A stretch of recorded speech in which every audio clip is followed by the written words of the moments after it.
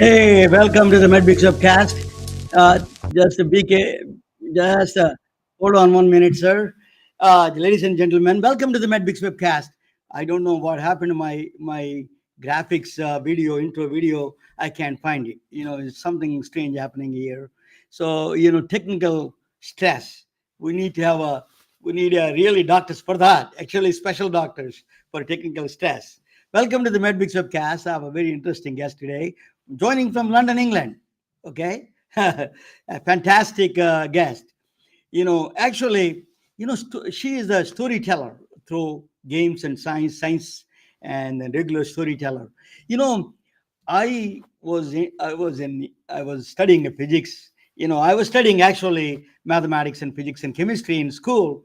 So one day I heard that Newton called Isaac Newton, where Anna is from, his guest is from England.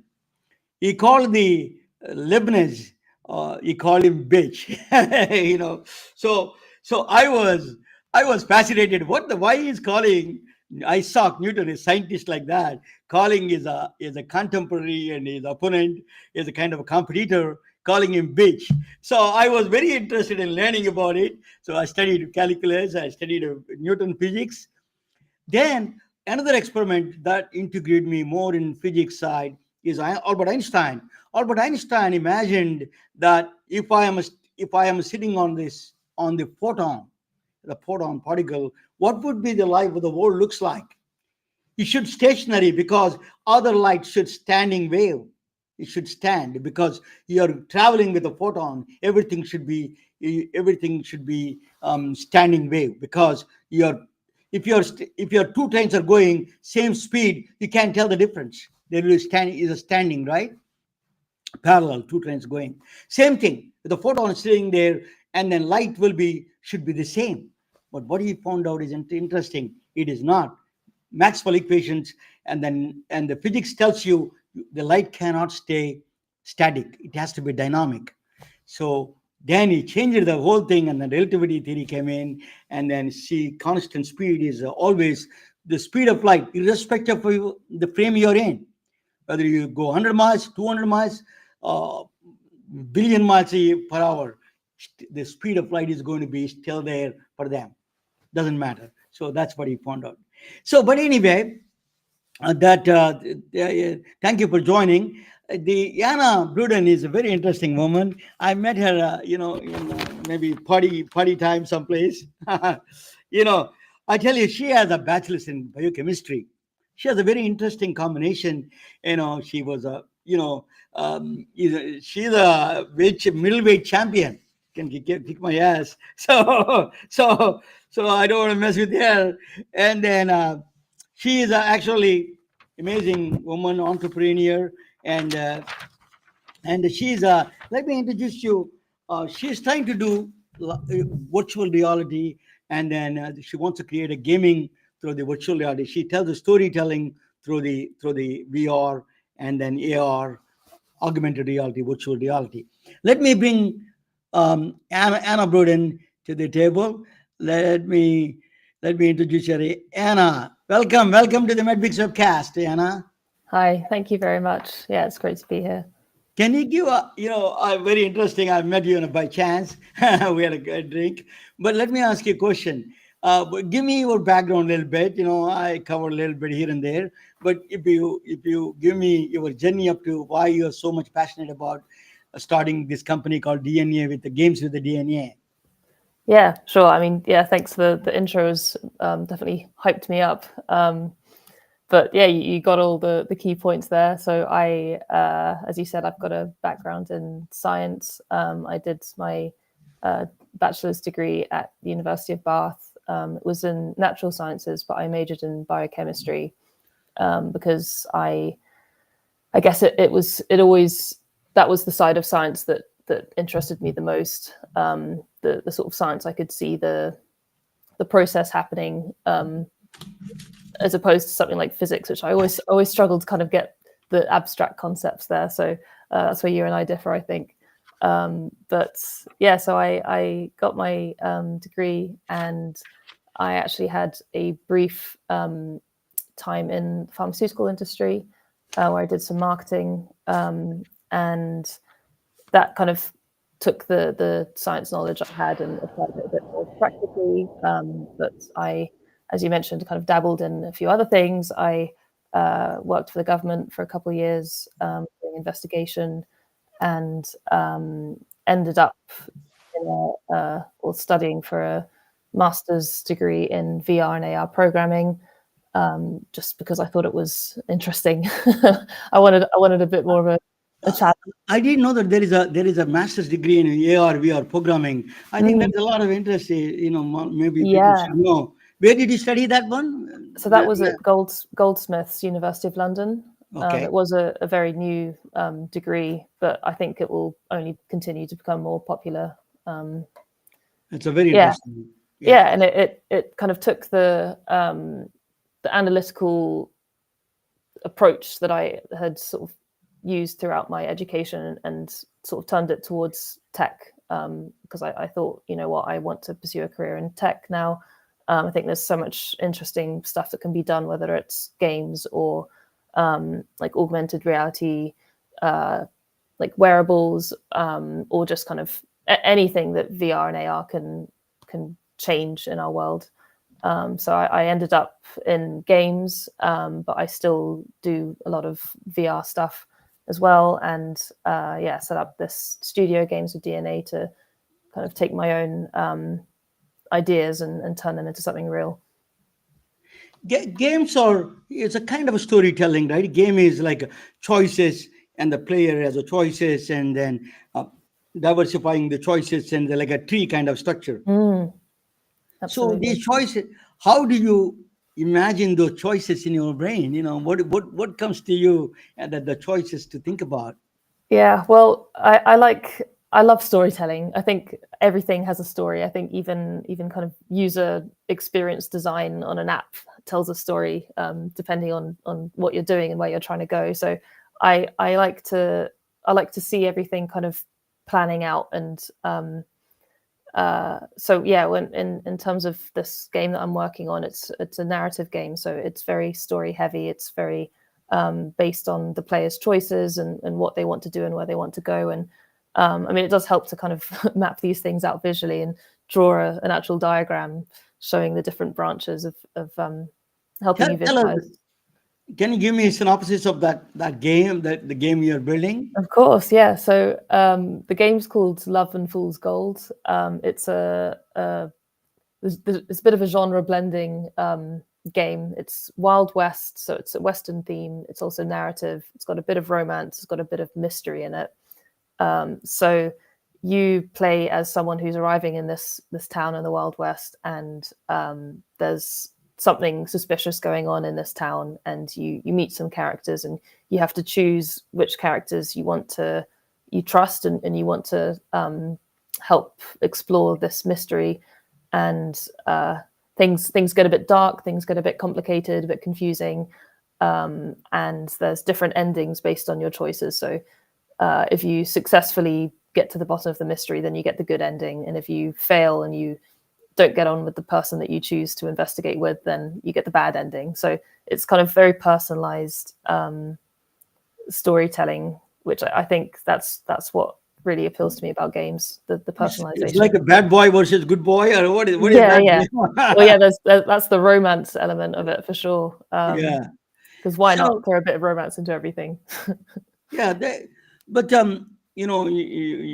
a let me ask you, the programming part of it is same, right? Either science or storytelling, law, or anything, Mm, choices, making choices, and exploring the choices mm, what you make, right? mm. That is a central theme of the all these games, right? Yeah, yeah. I guess it's like making a hypothesis based on the information that you have, and yeah, the you've only got a certain amount of knowledge at any one point, but you have to make an informed choice based on that. So that's definitely a scientific approach. You're right.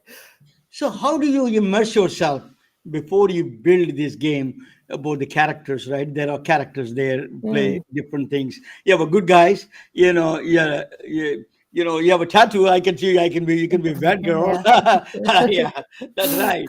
So, how do you think about bad things? What did the people do? What are the good things you do? So, this is Ah, like an interplay. Tell us a little bit about that. You were exploring that aspect of mm. describing the players. Yeah, well, I've always loved stories in every form. I love reading. I love writing. I love films, games. I think I always did have that kind of side of me that wanted to do something creative. So I easily get lost in sort of daydreaming about ideas and stories and characters. So um, yeah, I'm not even sure how I would say I sort of come about coming up with a story. It seems to kind of, the idea comes to me and it's out of my hands by then. I just kind of follow follow where the story takes me. Um, it's sort of a Yeah, flow no, state. you're in England, and how is the your entrepreneur? Tell me a little bit about startup scene in England and London, particularly. How the startup scene looks. Are there any accelerator incubators you can Mm, get funding? What is that process? Just for outside people from Silicon Valley and other in mm, the United States, people to sure. understand. I mean, it's certainly not quite the level that Silicon Valley is, unfortunately, not yet at least. There are, I mean, there's a lot of startup activity over here. There's a lot of people, particularly in tech, that um, do very interesting, new, innovative things. And there are some sort of tech grants. So even with games and sort of less traditional immersive tech experiences, so AR and VR would fall under that. There's some government grants to help you create prototypes, and with that sort of initial investment, you can then reach out to um, yeah, I don't know, angel investors or publishers that might invest a bit more. Because at the end of the day, it costs money to get all of these developers on board and to map a long project out. It takes several months and if not years to Yeah. sort of get a workable prototype a lot of the time. It's a very painful experience everywhere, even Mm, in Silicon Valley. I've been here. It's not easy to even. You have to have a. You have to keep going. And that that passion and that. The problem is, in my view, just I want to side comment on it. It's not may not be related to you.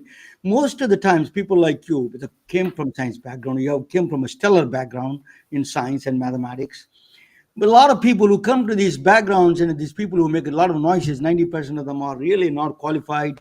They make a lot of noise. That noise, you have to go out of the noise. It is a little challenging itself. So yeah, that is the biggest challenge, even for me. And with all the contacts I have, still you have to struggle through this process of people yeah. mixing a lot of noises. Totally. And I think social media makes it easy for the people who are good at making noise to make even more noise. So you really do have to sort of put yourself out of your comfort zone a lot of the time if you want to be cutting above that noise. So it's uncomfortable, but yeah, it's necessary, I think. It is not your field, but I'm going to ask you a little bit about that. Virtual reality is your field, but virtual reality related to mental health. What Mm, is that? What is that people are talking about? Because the visual channels are occupied, and I would see what I see is by doing a mathematics itself, by looking at the virtual reality. 80% of visual channels are occupied and they mm, come down very quick. If you put a EEG on them, you can see that their beta waves go to alpha waves. So tell mm, us that journey, why virtual reality is such a powerful tool nowadays we have. Well, it's such an interesting topic, actually, because there's so many factors within virtual reality that really kind of challenge how you process things around you. And I guess it makes sense when you think of it from the perspective of humans didn't evolve to be able to distinguish something like virtual reality from reality. So when you're wearing this headset, you can hear this 3D space sound, audio, and everything that you see, no matter what direction you look at, is sort of reacting to your movement. It's very, very difficult for the brain to be able to distinguish that from real life. Even though you know you're wearing a VR headset, there's obviously a lot of your brain that just thinks it's real. So when you're trying these immersive experiences, like there's one famous one where you're kind of walking off a plank on the top of a building, and you have to jump off the plank. And there's some really funny footage of people doing this and falling to the floor or like crashing into their TV screen because they feel like they're really falling through the air, even though they're standing in their living room. So when you apply that to something like mental health, there's so much that you can do because you can, like you said about the sort of brain waves, you can trick part of your brain into feeling calm, just like sort of meditation effectively does that. You're able to ground yourself a bit more and just switch off the stream of consciousness, and being able to have control over what you hear and see can help you sort of switch off that noise. And yeah, there's a lot of potential, I think, for VR to transform the mental health space. We have a flashy name here in Silicon Valley. It's called consciousness hacking. Hacking. Yes, yes, that's Yeah, a very, they do very strong words very here. Silicon Valley. Yeah, The Silicon yeah. Valley thing. Let me. So you're asking, you're saying that that brain has such a, you can deceive the brain, seeing that, and is computationally busy, so it becomes a calm down in that sense. So let me, what about it? What is the difference between a VR and virtual reality and augmented reality? What is exactly the differences between them? So with augmented reality, it's the real world, but information or user interface is augmented on top of that. So you're still present in the real world, but you have additional information that's being kind of overlaid. Whereas virtual reality is completely separate. So you can't see anything in the real world when you've got this VR headset on. And as technology improves, you get the boundaries between AR and VR a bit blurred, so it kind of contradicts that definition. So a lot of studios are just referring to it in general as extended reality or XR rather than AR or VR, and you get the sort of the HoloLens and all of these new wearable headsets that can sort of switch between AR and full VR. So I think the definition is increasingly less important as technology changes, but that's the general the general Yeah. definition. Have you ever thought about the VR, the influence of the yoga, meditation, yoga, those kind of things? Have you ever experienced that kind of meditation techniques through the VR? Yeah, so I personally I love meditation. I've dabbled in it throughout the years. I definitely need to get back into a more regular routine. But when I was doing my master's at Goldsmiths, one of my projects was actually a VR meditation experience. So I was focusing on guided meditation, but using 3D sound, because I think VR is so effective in using that. It's kind of an underutilized aspect of the technology. So by sitting in a sort of virtual room, and you focus on where you hear the sounds and what the sounds are, and that can help you ground yourself and sort of disconnect from these pesky thoughts a little bit. One of the challenges, Anna, is that these are heavy sets. I wear a lot of them. They're very heavy. How do you? Or is there any technologies improving? We are getting a lighter ones, much easier. And then, what are the side effects of that? Some people have this headaches and dizziness. So, tell us a little bit about that. Just it's not. There's a much more good effects and side. Yeah, I Yeah, mean, I've got this. This is the Quest 2, which is let's do. I have the very same thing. chunky. Yeah, and it's very uncomfortable as well. I think the design can definitely be improved, and it has been improved. Because, like you said, it's very heavy. The straps are very uncomfortable. I know they're balancing it out now with their sort of physical design, but when it comes to people getting headaches or particularly motion sickness, that is a big blocker. I think that's something that's really stopped VR from having sort of mainstream adaptation, really. So Mark Zuckerberg, Facebook CEO, is saying that he wants to combine the virtual world and the real world, combine a metaverse. He's talking about. Just what is that metaverse? Actually, people don't know. The doctors, particularly doctors, don't know what it is. What Yeah. what is that actually?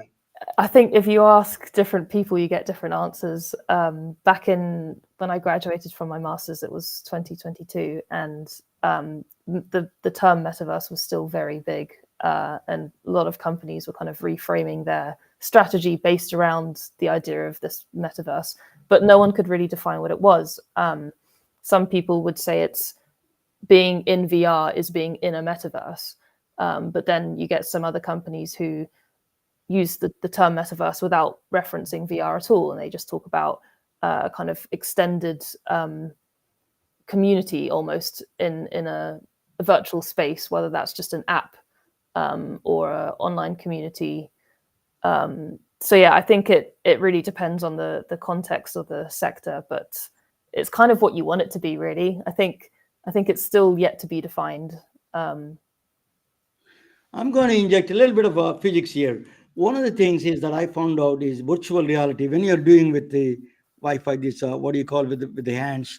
When you put a virtual, you create a hyperspace a room with hyperspace. It simulates hyperspace. So that means when you leave one place, you never reach the same place again. Even Mm, though it's a couple of steps different, the situation is so much. So the possibilities are unlimited in the mind and the body, the movement itself. You cannot repeat the same movement a second time. It is mm, exponentially gets complex every time you take this step. That is one of the things I found out the mathematics of it. You're also, like, you're before you stuck love struck. You want to do a lot of science, science videos, science things. He did a biochemistry, and then you did a VRA or programming mathematics. He did. mm, So how do you combine this interdisciplinary? One of my favorite field is that I always listen about polymaths. Polymaths is mm. always my. I consider even Newton and all those people are polymath. One of the women, Emily de Chatelet, is one of my favorite women. She is a true polymath. Mm. So you remind me her in a way such that. Thank So you. tell me a little bit about this. You combine apparently from outsiders look at different fields, biochemistry, VR, AR, and then in mathematics and in middleweight championship in the fightings, all of them. How do you see that as a one plane? Yeah, I think a lot of it comes down to like personality type. It's like I've always liked the scientific approach to things, to problems, and to even relationships. I think I love logic, and that's kind of why I gravitated towards a degree in science. And I think I'd still apply the same scientific approach to what I do in sort of design and storytelling, because I think everything needs a good attention to detail, for example, and a strong hypothesis and a strong plan and strategy. So I guess if I was trying to reverse engineer why I chose a science degree to kind of set me up for this stuff, that would probably be why. But yeah, I think I definitely would like to see those kind of the starting point in science and where I am now. I'd like to see that aligning a bit more at some point, whether that's making a game about a scientist or exploring some themes like that. Because I think there's a lot of potential that games and storytelling can have in education. So I'm in Silicon Valley. Everybody talks about. Yeah, I met you in San Francisco Mm, actually. yeah. So I wanted to ask you that. Everybody talks, even as taxi drivers, even the guy who delivers food talks about artificial intelligence. What is Mm. the state of the artificial intelligence in the gaming industry? Yeah, it's a tricky question to answer because it's already caused quite an upset in at least in sort of employment terms.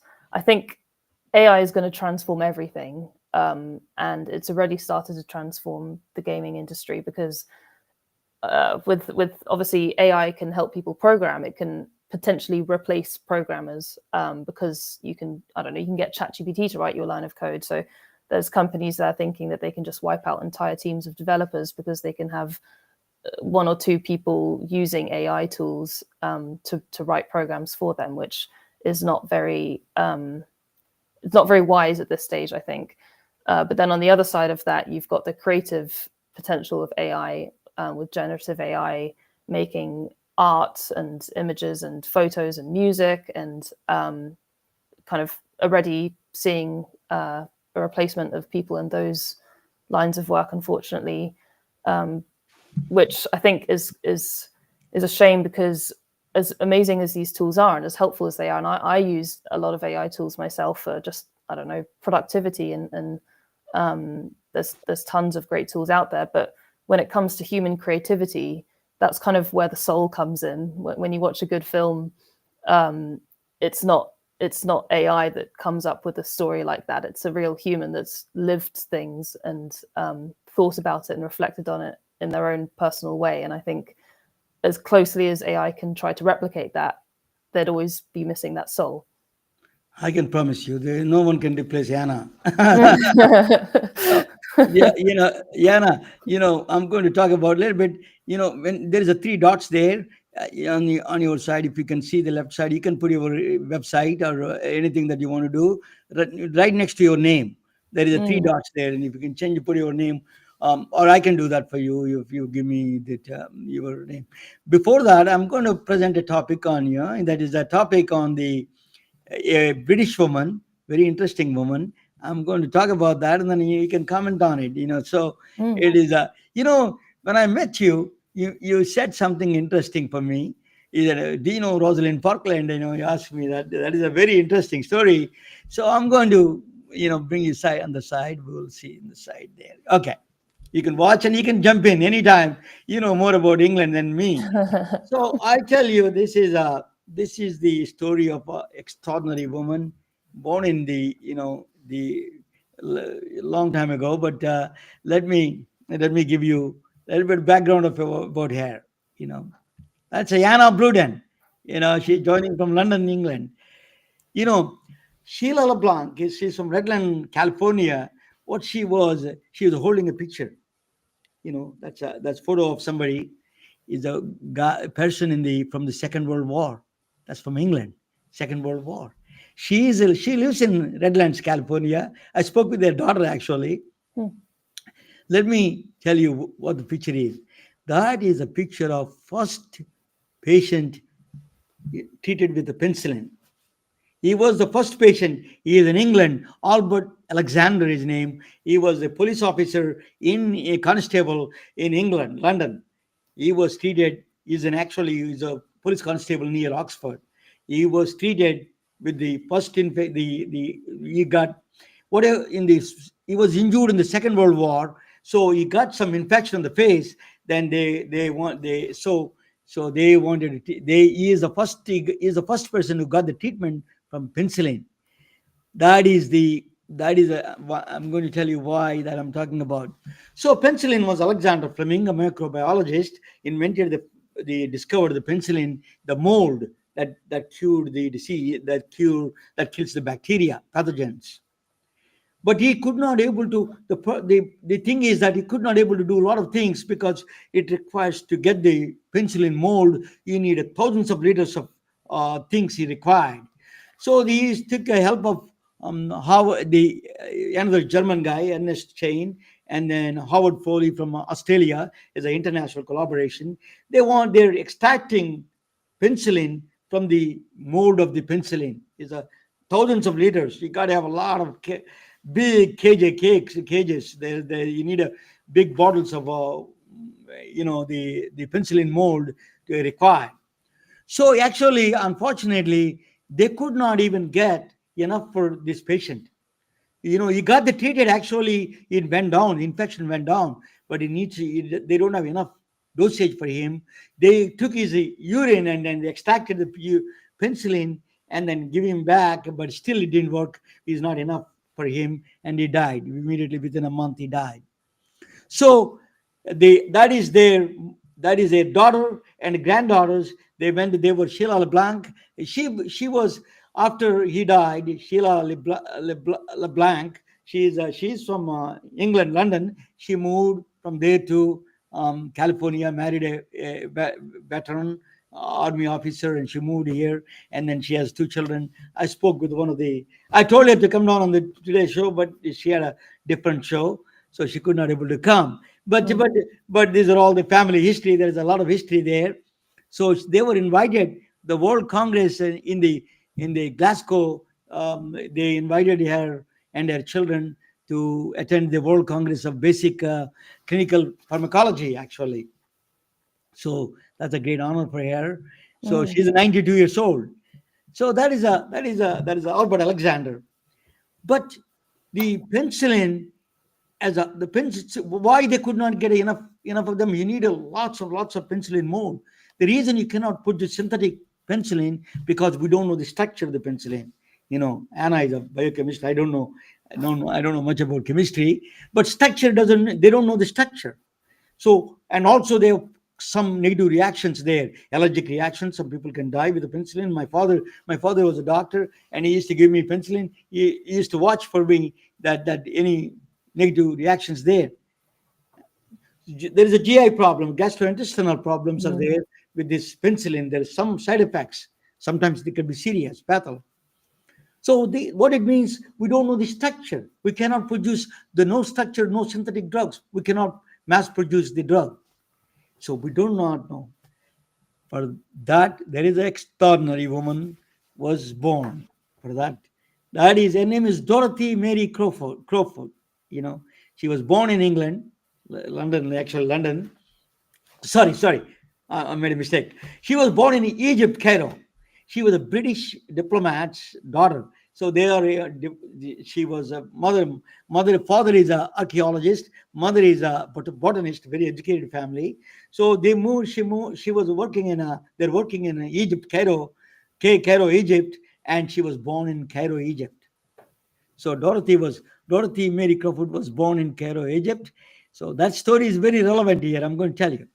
So she is international. She is a global wanderer already. Dorothy was formative years. She spent time in.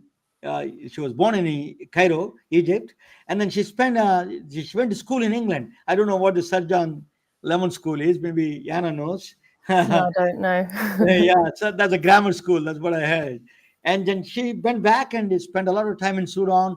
They did. She was traveling quite a bit in Africa. She has a lot of Africa connections there. So she got a PhD in chemistry. She was always with the growing up with her mother. She was interested in the church mosaics, crystals. She was studying a lot of crystals with the church. I didn't know that is a big thing about huge debates and talk about the crystals in the churches. I didn't know that. Mm. I'm not a Christian, but so I don't. So during the same time, her mother gave her a book. It's called X-ray crystallography, a book written by two father and a son.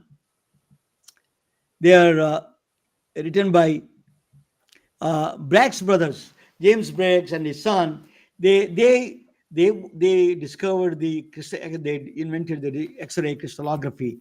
X-rays, you see in the medical office, you see X-ray. It is actually you see it cannot penetrate to the bones, soft tissue. It goes through and it creates the shadow in the behind, right? It is a direct X-ray. So but the X-rays are not direct. That's what the main X-ray goes through the body and then goes there. But there is a Mm. lot of scattering happens. They In the medical office we ignore the scattering, but here what they did was they collected the scattering to figure out the structure of the elements. So they first time they released the structure of the salt, the atomic structure, where the atoms are. NaCl is where the chlorine atom, where the sodium atom. All of them are. They gave a complete picture of the through X-ray crystallography. In 1940s, X-ray crystallography is the biggest talk, the state-of-the-art thing. So X-ray crystal. Dorothy came up with a brilliant idea. What she thought was, she makes this penicillin into crystal and see the structure of the penicillin.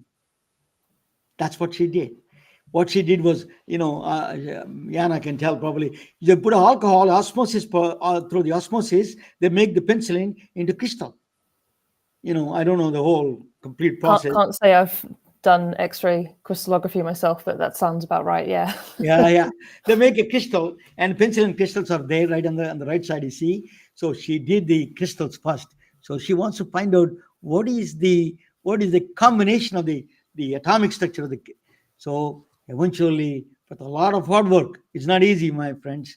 It is a lot with the hard work. She found out. She first came out the penicillin structure. Mm. Amazing. That is one of the best thing in the world that she came up with. That changed the world itself. So a woman, what happened was there is a ring, let's call it, lactum ring is there. That ring is very. They didn't know that at the time. She confirmed that there is a ring up there. That ring is a weak ring in the penicillin, because even though it's a weak ring, one of the thing is that weakness really helps us, because that penicillin weak ring, what it does is it one of the characteristics of the weak ring, the weak point of that penicillin, destroys the wall cells, bacterial pathogen cells, cell walls. Mm. So bacteria cannot form. They're suicidal. Bacteria they become suicidal before they're forming a wall around them. So that's what penicillin does. They understood the mechanism, they understood the structure. She gave world a huge, beautiful blessing. What that blessing did that? You see, millions of children it saved. Amoxicillin was born because of that. Because of that, she found out that is amoxicillin has a very different properties than only penicillin G was a gram positive. It's a broad spectrum antibiotic. Amoxicillin is a gram positive. They can change the chain, the ring around it, the chain a little bit, modify the chain. They made it a gram positive and negative, which is a broad spectrum antibiotic. Absor- Penicillin G in the stomach, a lot of acids eat that out in the stomach acids, so the absorption is low. But in the absorption is very high in the amoxicillin is a, for the in the blood. So high frequency dosing, you need a lot of times. You got to take that medicine 3 times a day, 4 times a day. That's kind of things. In the amoxicillin, you need a less doses. High GI problems are reduced, the gastrointestinal problems are reduced. So side effects are gone. Amoxicillin was born. Millions of kids were loved that pink liquid they eat, they drink. It is because of the Dorothy. Dorothy. She got married, and then she got the last name Hodgkin. She married I think a preacher. But Dorothy, there's actually London released a postal stamp on her, Dorothy Hodgkin, in 1945, exploring the right hand side that is placed in the British Science Museum. It was displayed in the British Science Museum on the right side one. And that is in Oxford actually. History of Science Museum. You should visit that, Anna. Mm. I believe I have been once. Yeah. So Dorothy is on roll. She is a scientific mind. She has. She invented the vitamin B12 structure. After that, vitamin B12 is a very important vitamin, because red blood cells, in mood regulations and bone health, all of them are depending on the B12. My father used to give me B12 complex when I get sick. All the times my father used to give me B12 complex injection. I remember it's very painful though. So, Mm. so actually, it's millions of people she saved with the indirectly. She gave you can synthetically produce the B12. So came up with a B12 structure. The first one to give her. She didn't stop there. She did structure of the steroids. The cholesterol deposits in the steroids. They can do that cholesterol iodide. She gave the structure of the steroids. That's very important, right? That's why you got injections. If you have a whooping cough or something, you can get the steroids, those things. Then she did a monumental achievement. She did the insulin structure.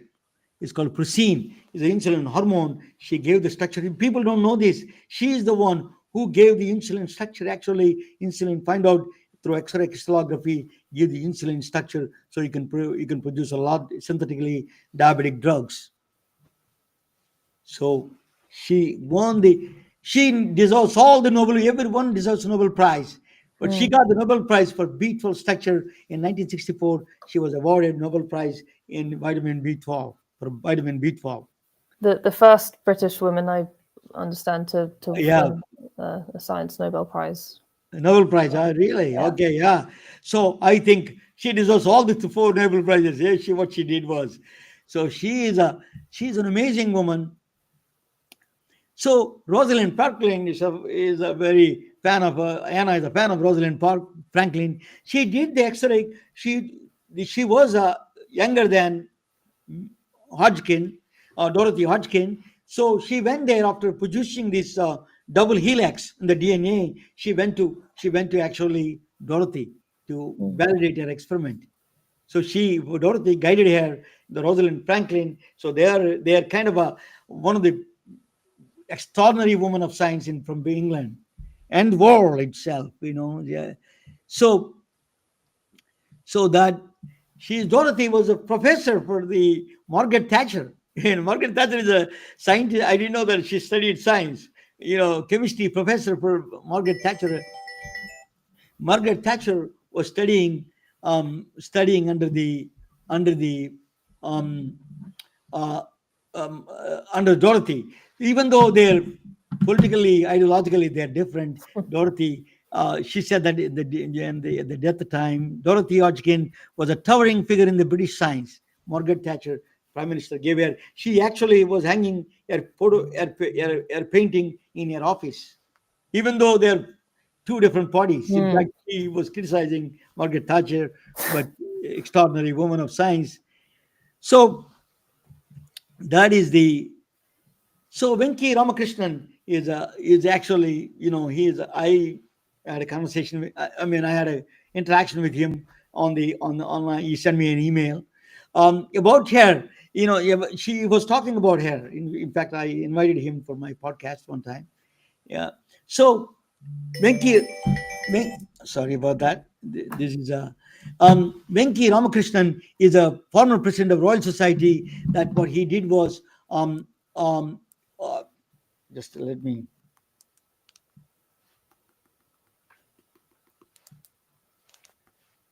just tell me. Sorry about that. Is something is going on here? Okay. Anyway, I am in awe. Venki Ramakrishnan said that I'm in awe with the limited resources, the things she did.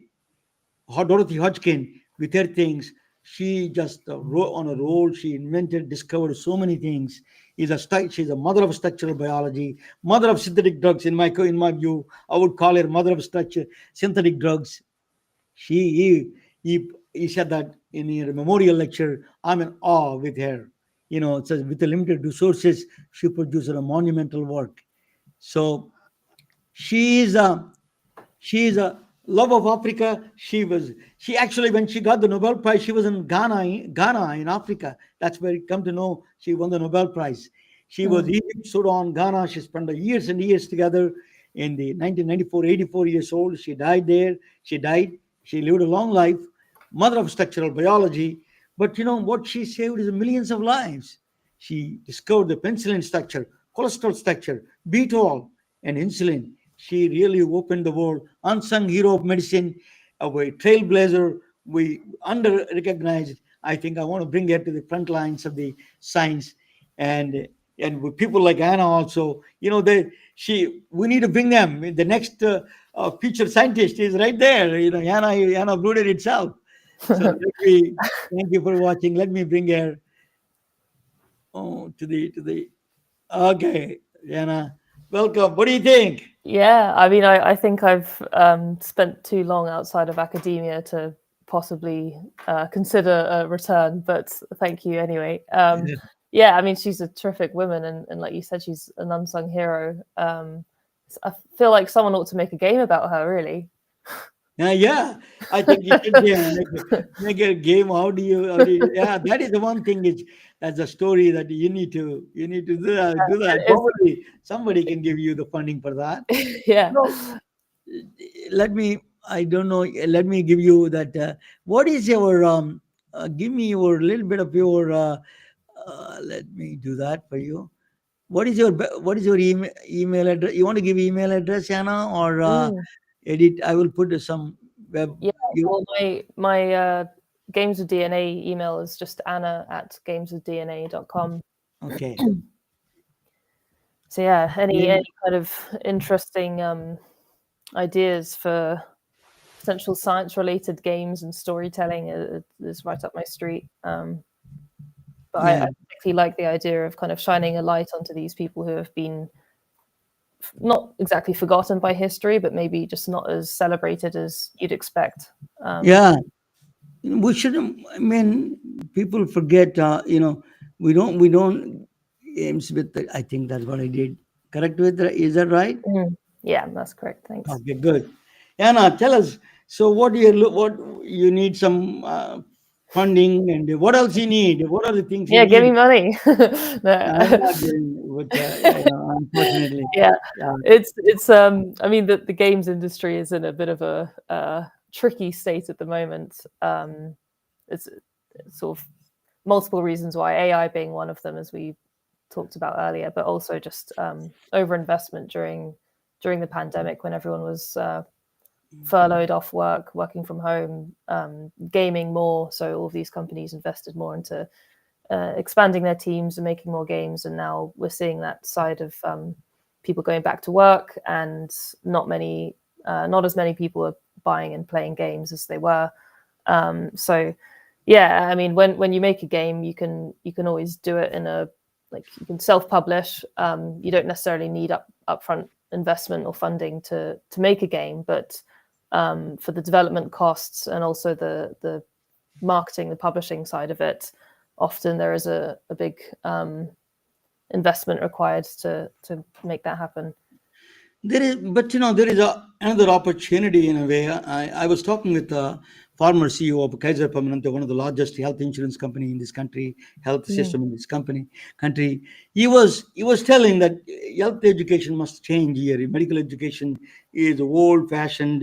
You need to use a lot of this gaming kind of future of education is a gaming. You learn the choices you make. mm, If you do wrong way, the invention, what it goes, what can go wrong, what can go mm, right.